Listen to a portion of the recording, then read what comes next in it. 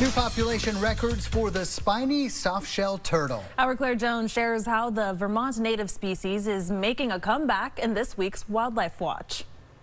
Vermont's spiny softshell turtle population bouncing back. This year we set a lot of records. In 2025, we saw the most hatchlings and nests on record, a stark difference from the numbers just a few years ago. 2023 was actually a very bad year because of the lake flood we had in midsummer, and that actually covered and drowned a lot of the nests. Spiny softshells have been on Vermont's threatened species list as far back as 1987.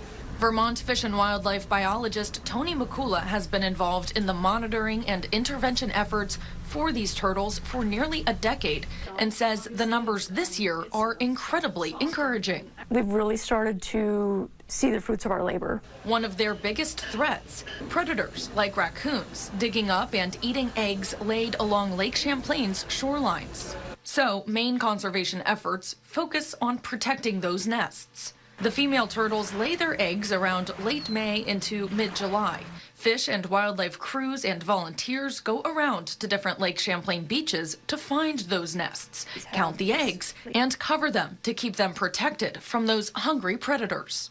After the eggs start to hatch around mid to late August, the shells from each nest are counted to figure out how many hatchlings there were. Sometimes there are still baby turtles in the nest, many prematurely hatched.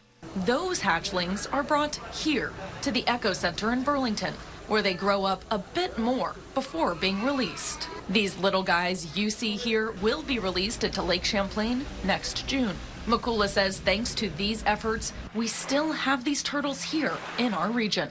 If no action had been taken, eventually this species probably would have been lost from Lake Champlain. The work to monitor this species will continue, and McCullough says they hope to break even more population records next year. For Wildlife Watch, Claire Jones, Channel 3 News.